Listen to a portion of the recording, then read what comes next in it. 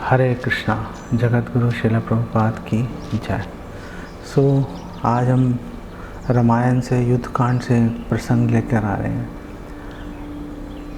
जब हनुमान जी ने लंका दहन किया, तहस नहस कर दिया सब, और वहाँ से निकल गए, चले गए भगवान राम के पास, तो पीछे से रावण ऊपर से तो दिखा रहा था कोई फर्क नहीं पड़ता, अंदर से डरा हुआ था, सहमा हुआ था, अंदर से उसको चिंता थी रावण को। सारे राक्षस परेशान थे, बोलने की हिम्मत किसी में नहीं थी। विभीषण एकांत में रावण के अंतःपुर में चला गया।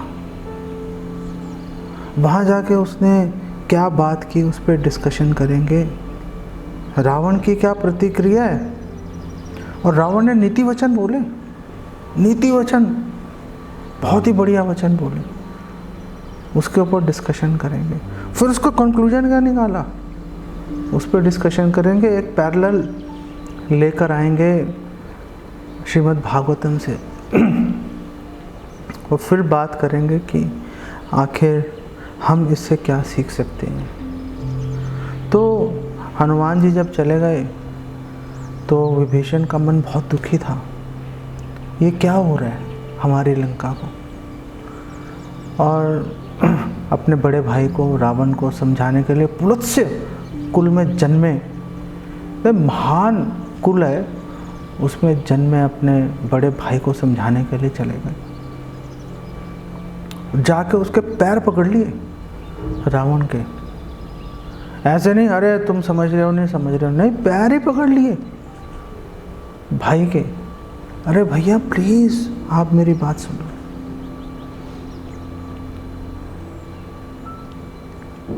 क्या बात हुई। अब रावण और विभीषण दोनों एक ही कुल में पैदा हुए हैं, दोनों एक ही कुल में पैदा हुए हैं, दोनों का व्यवहार देखो कितना अलग है।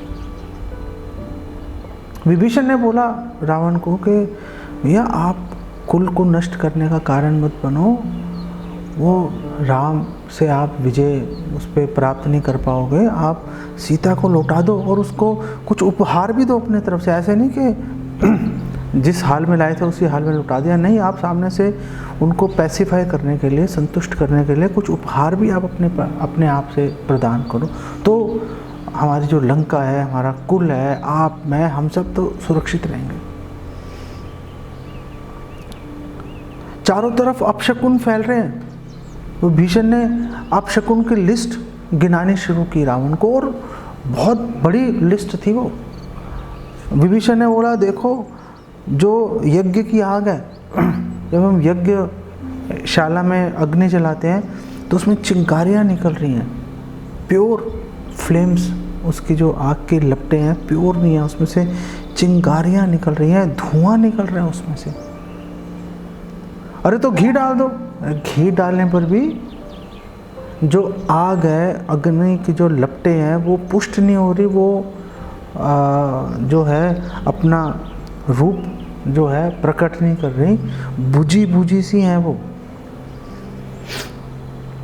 जो किचन है, रसोई घर है, वहाँ पे सांप, बिच्छू इत्यादि जो रेंगने वाले जंतु हैं वो वहाँ पर दिखाई दे रहे हैं। पहले नहीं दिखाई दिए, अब दिखाई दे रहे हैं वहाँ पर। और जो यज्ञ के अंदर जो सामग्री का प्रयोग होना है, हवन सामग्री है, घी इत्यादि और दुनिया भर की सामग्री होती है, उसके अंदर चींटियाँ दिखाई दे रही हैं, पहले नहीं दिखाई दे रही थी। उसमें से अब चींटियाँ दिखाई दे रही हैं। जो गाय हैं उनके थनों में दूध सूख गया, अब जो है गाय दूध नहीं दे रही हैं। अब जो हाथी हैं, हमारे पास इतने बलवान हाथी हैं, माथे से हमेशा मद बहती रहती थी, वो मद सूख गई, अब मद नहीं बह रही उनके मस्तक से, अब बिल्कुल निष्प्राण जैसे हमारे जो हाथी हैं वैसे लग रहे हैं। जो घोड़े हैं, घोड़े बहुत ही जैसे कोई पीड़ा पहुंचा रहा है ना, भूखा रख रहे हैं, भूखा घोड़ा जैसे हिन आता है वैसे दुख से हिन आ रहे हैं। अरे तो घास खिलाओ हरी, अरे हरी घास के ढेर सामने लगा रखे हैं उसके, फिर भी दुखी होके वो हिल नहीं रहा रहे हैं। जो गधे हैं, ऊंट हैं,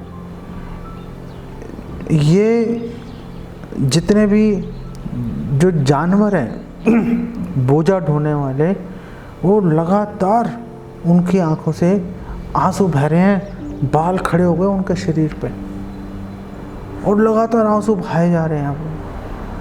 और हमारे लंका में 7-7 मंजिला घर हैं लोगों के, और सोने चांदी से बने हुए, लेकिन उसकी मुंडेर पे, छत पे कौन बैठे हैं? कौवों के झुंड बैठे हैं। वो अच्छा शगुन नहीं है। गिद्धों की टोली लंका के इर्द गिर्द जो है चक्कर मार रही है, घूम रही है कि भाई हमारे अब खाने का समय आ गया। अब जो मादा गीदड़ हैं, भेड़िए हैं, इस तरह के जो जानवर हैं वो झुंड में इकट्ठे होकर जोर जोर से चिल्ला रहे हैं, वो जोर जोर से चिल्ला रहे हैं। अभी भी हे भ्राता, अभी भी आपके हित में यही है कि आप सीता को वापस लौटा दो। रावण ने बोला कि भाई तुम कह रहे हो, कोई और तो ये बात बोल नहीं रहा, अकेले ही तुम ये सारी मुझे कहानियां सुना सुना के तुम डरा रहे हो। विभीषण ने कहा सोच सब रहे हैं, देख सब रहे हैं, आपके सामने आके बोलने की हिम्मत नहीं है किसी। कौन बोलेगा आप 1 सेकंड में उसको मार दोगे। मुझे भी खतरा है, लेकिन मैं अपने कर्तव्य का जो निर्वाह कर रहा हूँ। रावण ने कहा बस हो गया, बहुत हो गया, जो भी बात करूँगा असेंबली में, सभा में करूँगा। रावण आगे चल रहा है ऐसे मदमस्त हाथी की तरह, और विभीषण पीछे पीछे चल रहा है।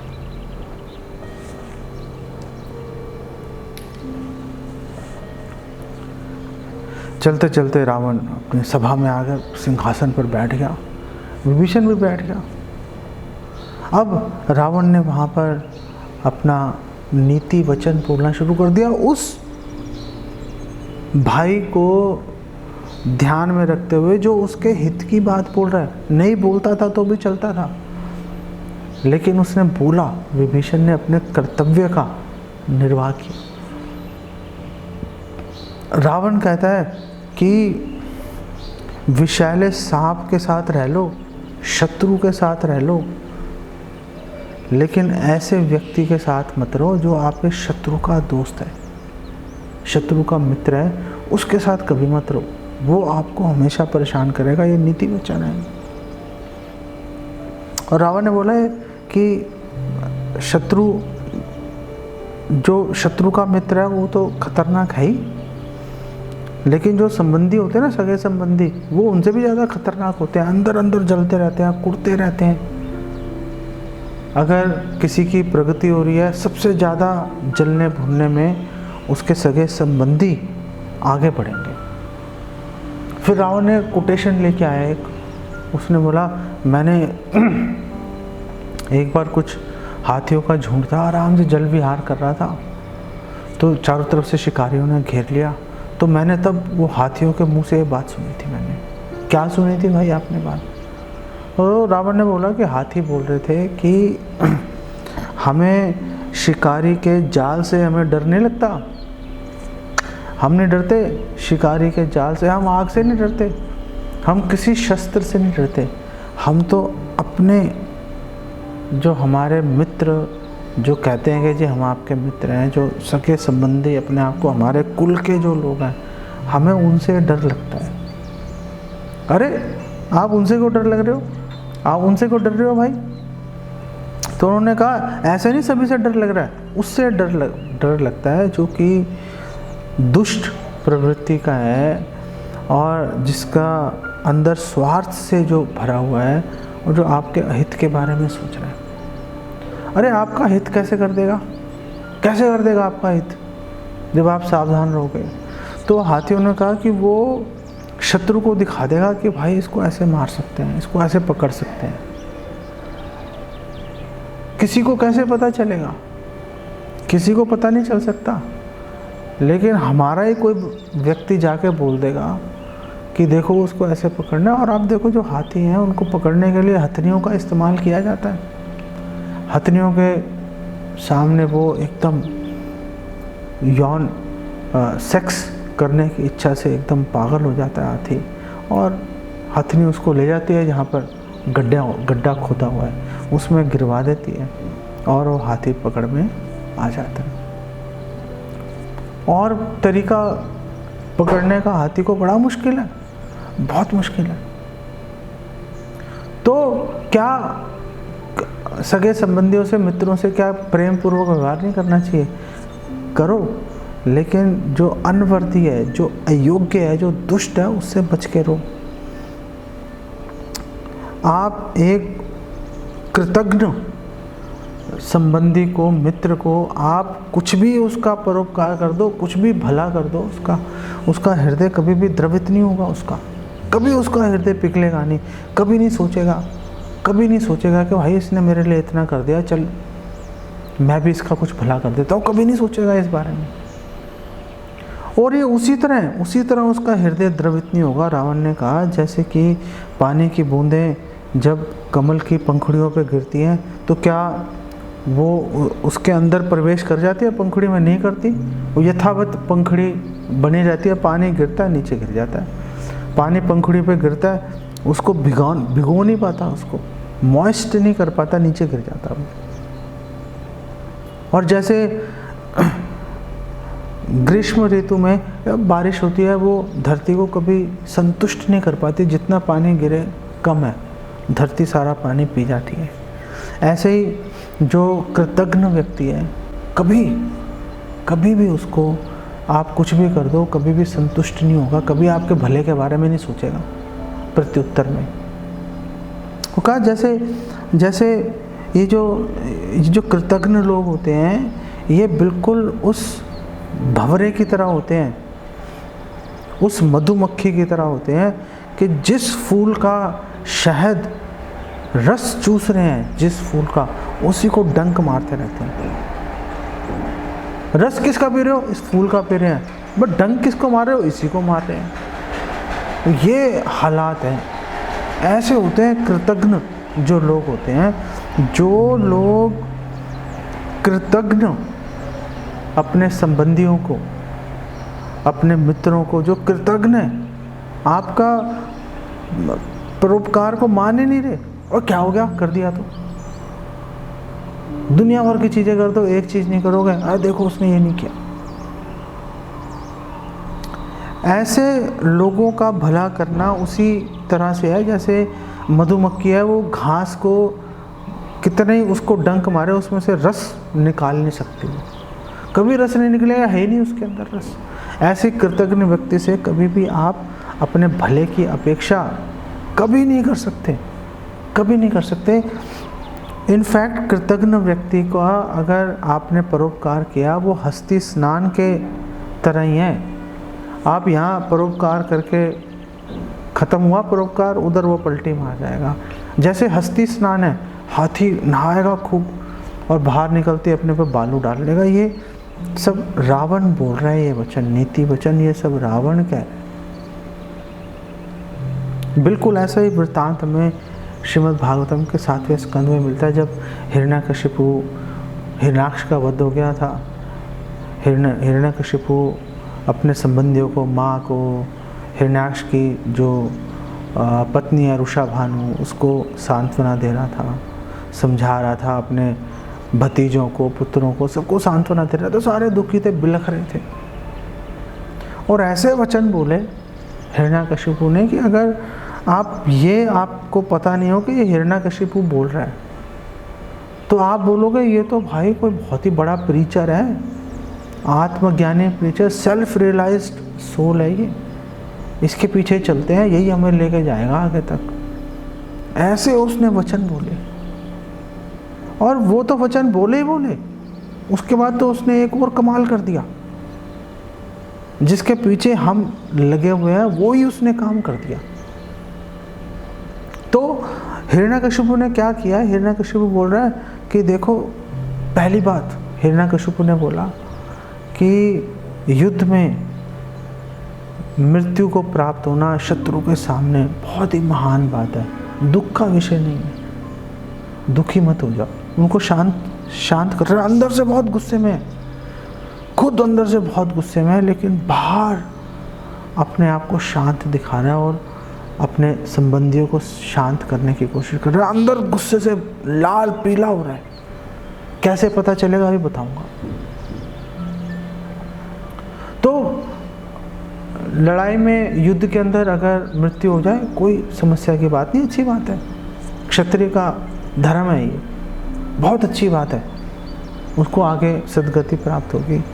और उसने कहा कि देखो, जैसे कोई कहीं पे ठंडा पानी का कहीं पे अगर प्रबंध कहीं पे कर रखा है, पियाऊ कहीं पे लगा हुआ है, अलग अलग जगह से लोग आते हैं, वहाँ पे इकट्ठे होते हैं, 10-15 मिनट, आधा घंटा बैठते हैं, पानी पीते हैं ठंडा, फिर अपने अपने जगह पे चले जाते हैं। ऐसे ही इस भौतिक जगत में अलग अलग जगह से लोग अपने कर्मों के अनुसार, ये हिरण्यकशिपु बोल रहा है, अपने कर्मों के अनुसार लोग एक दूसरे से मिलते हैं, फिर बिछड़ जाते हैं। इसमें दुखी होने का कोई कारण नहीं है।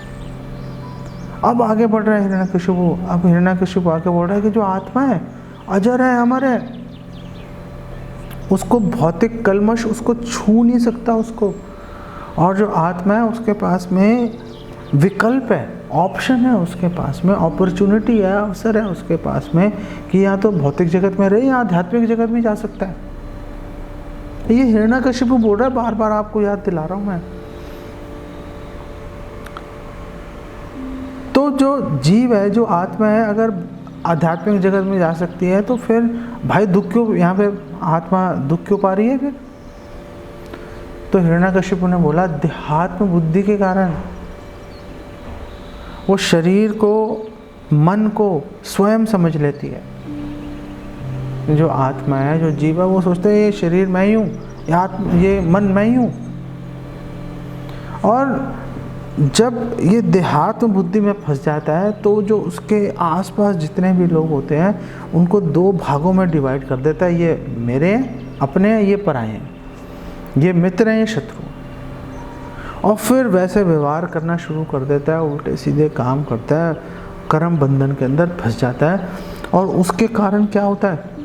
उसको भौतिक सुख और दुख प्राप्त होने शुरू हो जाते हैं। और क्योंकि किसी को अपना, किसी को पराया समझता है, इसीलिए उसको दुख मिलने शुरू हो जाते हैं। बार बार दुख पाता है, अपने कर्मों के अनुसार अलग अलग योनियों में ऊपर नीचे जन्म लेता है। ये हिरण्यकशिपु बोल रहा है।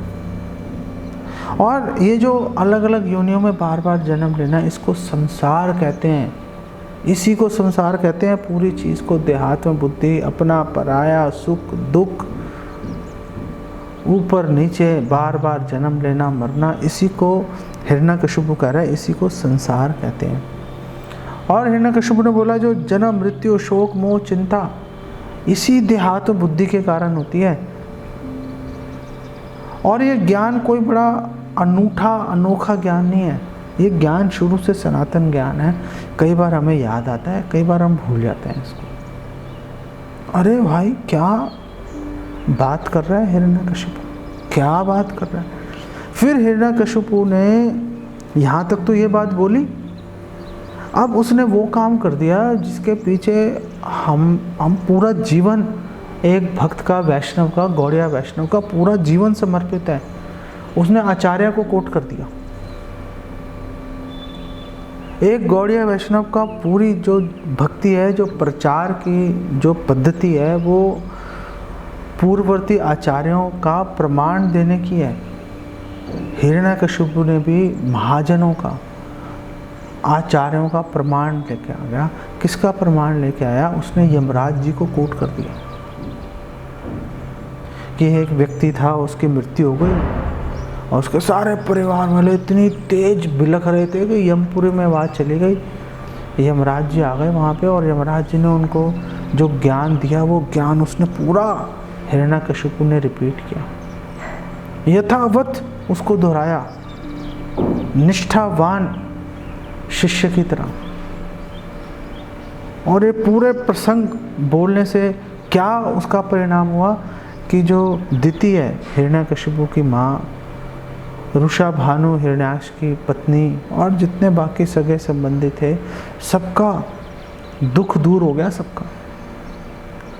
अरे वाह, कमाल हो गया। तो फिर आप ये कैसे कह रहे हो कि उसके हृदय क्रोध से भरा हुआ था? उनको शांत किया और जाके अपने सैनिकों के पास, अनुयायियों के पास गया हिरण्यकशिपु। उसने कहा जाओ, ये जो विष्णु है, हरि, भगवान हरि, वैसे तो इनका काम है सुर असुर दोनों को समान भाव से इनसे व्यवहार करना, लेकिन ये माया के वशीभूत हो गए हैं भगवान हरि। और देवी देवताओं के कहने पर हमारे प्रति जो है अकारण बिना बात के हमें मार रहे हैं। बताओ, एक सुअर के रूप में आकर मेरे भाई को मार दिया। मेरे भाई को लहू बहुत पसंद था, रक्त बहुत उसको अच्छा लगता था।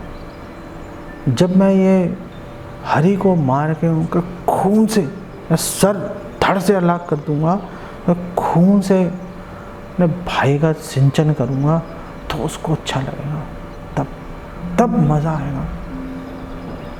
जब तक मैं इसकी तैयारी करता हूँ तब तक तुम जितने भी मेरे अनुयायी हो, जाओ और जाके जहाँ पर भी गाय और ब्राह्मण है उनको मारना शुरू कर दो। संस्कृति को बचाने का जो जिम्मा है ये दो पर ही है, गाय पे और ब्राह्मण पे। गाय नहीं होगा यज्ञ नहीं हो सकता, ब्राह्मण नहीं होंगे यज्ञ नहीं हो सकता, और क्षत्रियों को, वैश्यों को, शूद्रों को मार्गदर्शन कौन देगा? कोई नहीं देगा, अपने आप भ्रमित हो जाएंगे। यज्ञ जितने हैं भ्रष्ट कर दो, दूषित कर दो। जब यज्ञ बंद हो जाएंगे, ब्राह्मण खत्म हो जाएंगे, तो देवी देवता अपने आप, जब उनको भोजन नहीं मिलेगा, अपने आप मर जाएंगे वो। विष्णु कमजोर हो जाएंगे। ये हरि जाके मैं उनको, भगवान हरि को पर जाकर ललकारूंगा, मार दूंगा।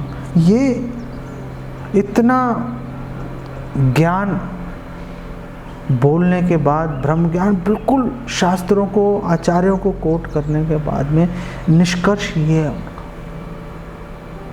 जैसे गंगा तट पर कई वृक्ष होते हैं, किसी पे मीठे फल रख रहे हैं, किसी पे कड़वे फल रख रहे हैं, कोई कांटों से भरा है, कोई फूलों से भरा है। तो कैसे है? क्या गंगा के जल में दोष है? नहीं, गंगा के जल में कोई दोष नहीं है, वो तो अमृत के समान है। आपने किस भावना से उस जल को स्वीकार किया, आपके चेतना आपकी कैसे चल रही है, उससे निर्धारित होगा कि फल क्या निकलेगा उसका। आप अगर ईर्ष्या की भावना से, क्रोध की भावना से प्रेरित होकर आपने आध्यात्मिक ज्ञान पढ़ भी लिया, सुन भी लिया, प्रामाणिक आचार्यों के मुख से भी सुन लिया, लेकिन क्योंकि अगर वो व्यक्ति ईर्ष्या से प्रेरित है, गलत निष्कर्ष निकालेगा, गलत निष्कर्ष निकालेगा। दूसरों को ज्ञान दे रहा है, तुम्हारा आचरण क्या है? जाके हरि को मारो, उसको, ब्राह्मणों को मारो, गायों को मारो। अरे तुम अभी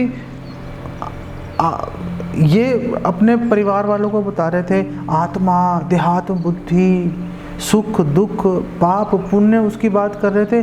ब्राह्मणों और गायों की हत्या करना पाप है कि पुण्य है? तो तुमने उनको दिव्य ज्ञान यथावत प्रदान तो कर दिया, तुम्हारा आचरण कैसा है? आचरण में प्रॉब्लम है। आपने जो उसका निष्कर्ष निकाला, जो उसको अपने जीवन में उतारने की बारी आई, वो वहाँ पे प्रॉब्लम है। ये आसुरी प्रवृत्ति के लोगों का ये स्वभाव होता है। इसी से आप पता चला सकते हो। मुंह से कोई भी कुछ बोल सकता है, पर उपदेश कुशल बहु तेरे। मुंह से कोई भी कुछ भी बोलेगा, बोलते रहो। अरे आप आचरण क्या कर रहे हो, ये बताओ, आपके आचरण में क्या चल रहा है? उससे बात आगे क्लियर होगी कि भाई आपकी बात को गंभीरता से लिया जाए कि नहीं लिया जाए। आपके अपने आचरण में तो आपने देहात और बुद्धि से पूरी तरह से ढके हुए हो, और जो भगवान जो स्रोत हैं भौतिक आध्यात्मिक जगत के, जीव के, आपके, मेरे, उनको मारने की, उनका वध करने की योजना बना रहे हो। कौन आपकी बात सुनेगा? किसको आपकी बात सुननी चाहिए? किसी को आपकी बात नहीं सुननी चाहिए। अगर किसी का ऐसा व्यवहार है तो जरूरी नहीं है कि कोई आचार्यों को कोट कर रहा है, प्रभुपाद कोई कोट किए जा रहा है, एक के बाद एक भगवत गीता को कोट कर रहा है, भगवान कृष्ण को कोट कर रहा है, तो उसकी सारी बातें सही चल रही हैं। आपको देखना पड़ेगा उसका निष्कर्ष क्या निकल के आ रहा है। क्या उसका निष्कर्ष ये निकल के आ रहा है कि भगवान को, भक्तों को पूर्णतः उनकी सरेंडर कर दो, शरण ले लो, या आप भगवान कृष्ण के नाम पे, प्रभुपाद के नाम पे, पूर्ववर्ती आचार्यों के नाम पे लोगों को भोग में प्रवृत्त कर रहे हो, खुद भोग में लगे हुए हो। इस बात को बड़ी गंभीरता से, बहुत निकटता से उसको देखने की आवश्यकता है। नहीं देखेंगे बहुत बड़ी प्रॉब्लम है। विभीषण, जब रावण ने सारी बातें बोल दी, विभीषण सुन रहा है। विभीषण ने बोला क्या करूं भाई, पूरी इसको मैंने बात बोल दी, उसके बाद उसका ऐसा व्यवहार है। पास ही इंद्रजीत बैठा था, इंद्रजीत खड़ा हो गया गुस्से में, और इंद्रजीत ने बोला कि हमारे पुलत्स्य कुल के अंदर इतना महान कुल है। विभीषण की तरफ देख के बोला कि तुम्हारे जैसा कायर कोई पैदा नहीं हुआ, तुम में ना तो कोई वीर है, ना पराक्रम है, ना तेज है, ना शौर्य है, ना धैर्य है। एक प्रॉब्लम आई, विचलित हो गए। अरे भाई शांति से सब हो जाएगा, मार देंगे एक मनुष्य राजा के पुत्रों को, 2 लड़के हैं, मार देंगे उनको, क्या हो गया, क्या विचलित होने वाली बात है। तुम्हें पता नहीं है ये जो इंद्र है, जो स्वर्ग का राजा इंद्र, उसको मैंने कैसे उसको पराजित कर दिया था, उसको घुमा के पटक के जमीन पे मारा था मैंने, और सारे जो देवी देवता है भाग गए थे 10 दिशाओं में। ऐरावत जो है ना उसका हाथी, उसके दांत मैंने उखाड़ लिए थे और उसको घुमा के जमीन पे पटक दिया था मैंने। और ये 2 लड़कों की क्या बसाता, अभी मार दूंगा जाके, जब मन में आएगा, जब पिताजी बोल लेंगे खत्म कर दूंगा उनको। धैर्य रखने वाली बात थी, वो क्या विचलित हो रहे हो भाई, ये क्या हो रहा है। अब विभीषण ने बोला, अकेले है विभीषण, हो सकता है साइलेंट सपोर्टर्स भी हों वहाँ पर। साइलेंट सपोर्टर काम नहीं आते बेसिकली, वो मन में सोचते रहेंगे यार विभीषण बात तो सही कर रहा है, लेकिन ना तो बोलेंगे ना उसके साथ उठ के जाएंगे, कुछ नहीं करेंगे, वो ऐसे बैठे रहेंगे, देखते हैं क्या होता है। अब विभीषण को निकाल दिया, किसी ने कुछ नहीं किया। साइलेंट सपोर्टर्स जो होते हैं वो बेसिकली कभी भी आपके काम नहीं आते। आप अगर किसी समस्या की ओर अगर आप लोगों का ध्यान आकर्षित कर दो, तो आपके आसपास बहुत सारे लोग होंगे जो बोलेंगे यार बात सही कर रहा है ये, मन में बोलते रहेंगे, सामने आके सपोर्ट नहीं करेंगे उसको। तो क्या होता है, क्योंकि वो अकेला बोल रहा है और उसको उठा के बाहर पटक देते हैं, भगवान इसको ये सारा माहौल ख़राब कर रहा है, हम तो ऐसे ही चलेंगे, ऐसे ही ठीक है चलना। अगर कोई बोलेगा कि नहीं ऐसे करने से प्रॉब्लम है, प्रभुपाद की शिक्षाओं के अनुरूप नहीं है ये बात, तो बोलेंगे यही प्रभुपाद से घृणा कर रहा है। अरे फॉलो तुम नहीं कर रहे, जो कह रहा है तुम फॉलो नहीं कर रहे, वो प्रभुपाद से घृणा करना शुरू कर दिया उसने। ऐसा कंक्लूजन निकालेंगे। और जो साइलेंट सपोर्टर होते हैं वो चुपचाप देखते रहते हैं, अच्छा ओके, ऐसी बात चलती रहती है उनकी। तो ये साइलेंट सपोर्टर्स जो है ना, वो बेसिकली आपके किसी काम नहीं आएंगे। बाद में आपको बोलेंगे प्रभु जी आप बात तो सही कह रहे थे, लेकिन सामने आके, किसी के सामने आके ये बात कभी भी बोलेंगे नहीं, कभी नहीं बोलेंगे। विभीषण अकेला है, कोई उसका साथ नहीं दे रहा। और विभीषण ने बोला, जैसे विदुर जी अकेले ही बोले जा रहे हैं, कोई साथ नहीं दे रहा विदुर जी का, छोड़ के जाना पड़ा उनको। वहां से चले गए छोड़ के, वो चले गए छोड़ के, और पूरा कुरुवंश का नाश हो गया, पूरा कुरुवंश का नाश हो गया। विभीषण जी ने बोला इंद्रजीत को, भैया तू बच्चा है, बच्चा, अभी तेरे दूध के दांत नहीं टूटे, बाल बुद्धि है तेरी, और तेरे को यहाँ पे लेके कौन आया? कौन लेके आया तेरे को? तेरे को तो मार ही देना चाहिए, तेरे को तो मार ही देना चाहिए, तेरे को जो यहाँ पे लेके आया उसको भी मार देना चाहिए। इतनी खराब बात है तेरे को, तू जो भी तेरे को यहाँ पे लेके आया, क्या उल्टा सीधा बोल रहा है तू रावण का पुत्र तो है, लेकिन सबसे बड़ा दुश्मन भी तू ही है। उसको समझाने की जगह उसकी जो काम वासना है उसको तू हवा दे के और भड़का रहा है, उसको गलत काम करने के लिए उसको तू और प्रेरणा दिए जा रहा है।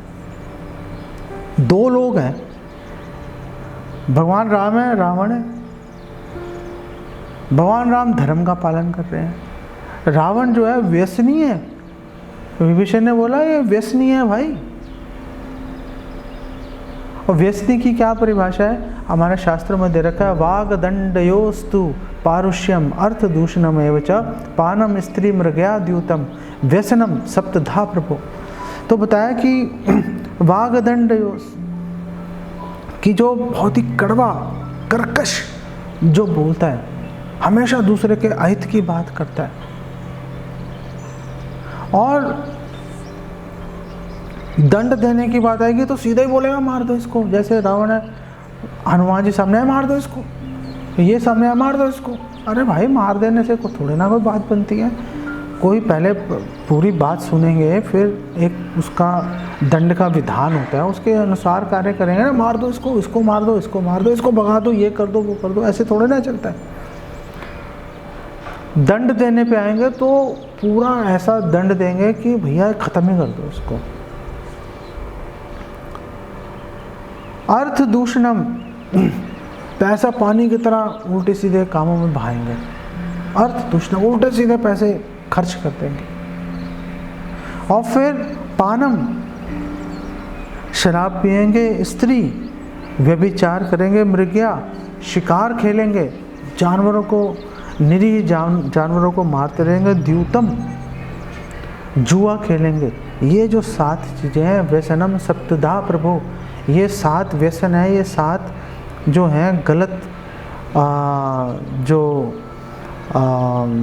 आदतें हैं जिससे कि व्यक्ति का पतन हो जाता है।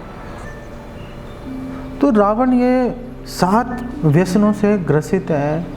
एक व्यसनी आदमी कैसे विवेकपूर्ण व्यवहार करेगा, विवेक से सोच पाएगा? सोच नहीं सकता वो, उसके बस की बात ही नहीं है।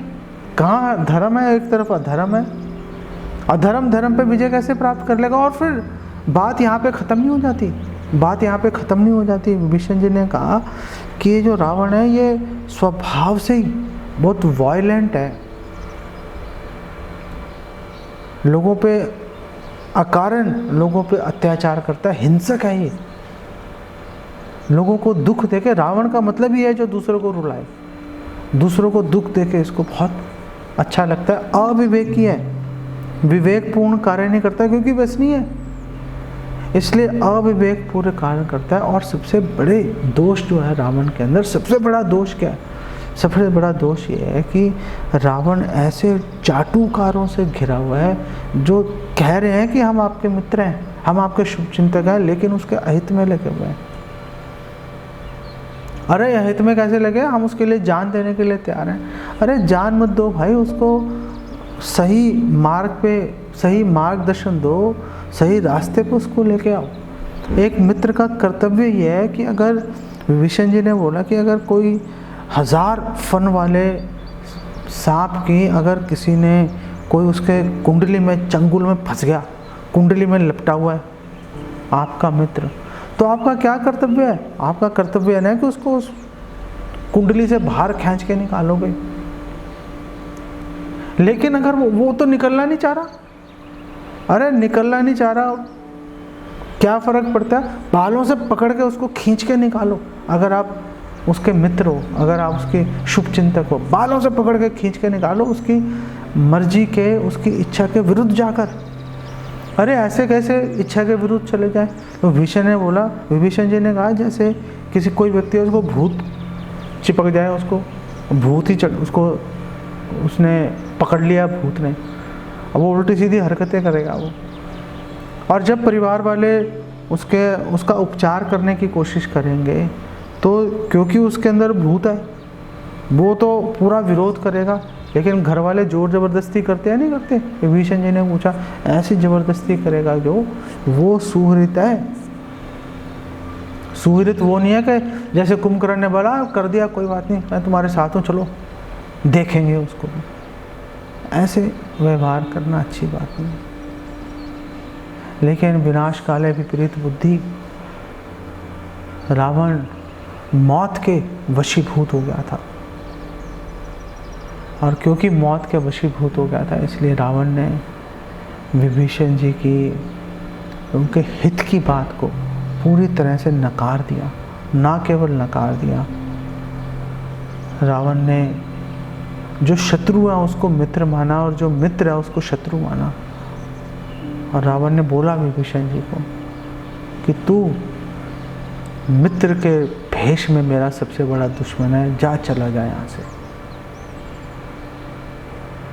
विभीषण जी ने पूरा प्रयास किया रावण को बचाने का, नहीं बचा पाए, नहीं बचा पाए। जिम्मेदारी रावण की थी, विभीषण का कर्तव्य था उनको मार्गदर्शन देना, उस पर चलने की जिम्मेदारी रावण की थी, विभीषण की नहीं थी। रावण नहीं चला, नष्ट हो गया। ऐसे गुरु आपको प्रॉपर नॉलेज देगा, कड़वी बात बोलेगा आपको।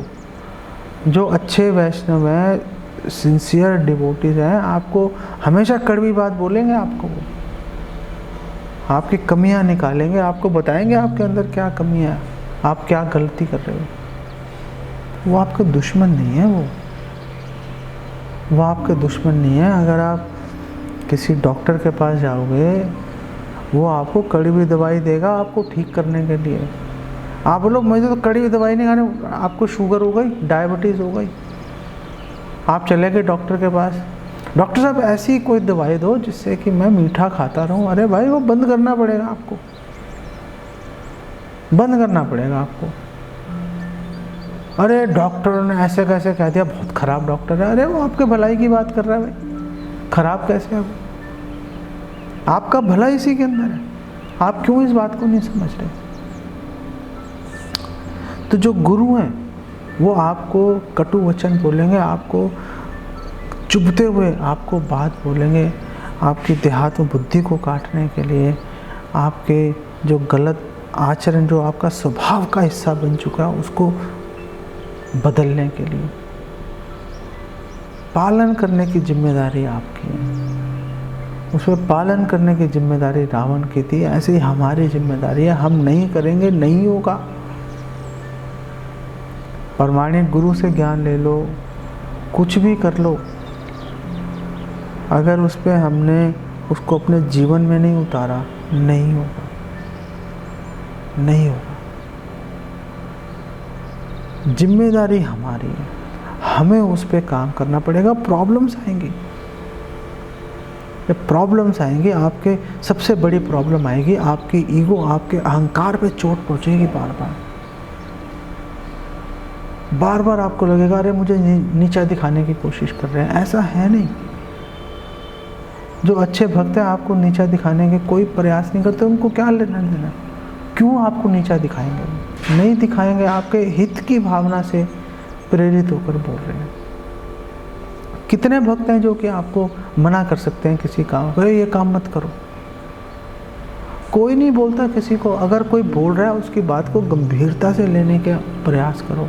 आप लोगे तो बचोगे, नहीं तो रावण का दृष्टांत तो हमारे सामने है। रावण कौन है? रावण वो व्यक्ति है जिसने प्रामाणिक मार्गदर्शन को नकार दिया। हम रावण हैं या विभीषण हैं, ये पता चलेगा कि क्या हम प्रामाणिक मार्गदर्शन को नकार रहे हैं या उसको स्वीकार कर रहे हैं, अपने जीवन में उतार रहे हैं। मुश्किल है, मैं मानता हूँ इस बात को। मैं ये कभी भी आपसे ये नहीं कहूँगा कि नहीं ऐसा नहीं होता, आसान होता है। नहीं है आसान। अहंकार को बार बार कचोटेगी ये बात। दूसरे लोग ही आपको बोलेंगे, अरे देखो आपके साथ कैसे व्यवहार कर रहे हैं, कैसे बोल रहे हैं आपको, उनको आपकी कदर ही नहीं है। ऐसा नहीं है कि उनको आपकी चिंता नहीं है, आपके प्रति चिंतित हैं। आपकी भक्ति, आपकी डिवोशन, जो दुर्लभ अवसर मिल गया उसके प्रति चिंता कर रहे हैं वो। इस बात को समझो, इस बात को समझ जाओगे, अपने जीवन में उन कड़वे वचनों को आप अपनाओगे, बच जाओगे। जैसे हिरण्याकशिपु कह रहा है कि भगवत धाम जा सकते हैं, आध्यात्मिक जगत जा सकते हैं, हम भी चले जाएंगे। ये कीमत देनी पड़ेगी। रावण की तरह एक कान से सुनो दूसरे से निकालो नहीं चलेगी बात। आपको ये पहचानना पड़ेगा आपका शुभचिंतक है कौन। चारों तरफ एक जैसे लोग बैठे हैं आपके, उसमें से चुनाव करना शुभचिंतक का और फिर उसके कहे अनुसार अपना जीवन चलाना बहुत समझदारी, बहुत भाग्य चाहिए। इसके लिए निरंतर भगवान से प्रार्थना करते रहना चाहिए, तब जाके वो अवसर उपस्थित होगा। फिर आप उसका लाभ उठा पाओ नहीं उठा पाओ आपके ऊपर। यहीं पे इसको विराम देते हैं। जगत गुरु श्रील प्रभुपाद की जय। हरे कृष्ण।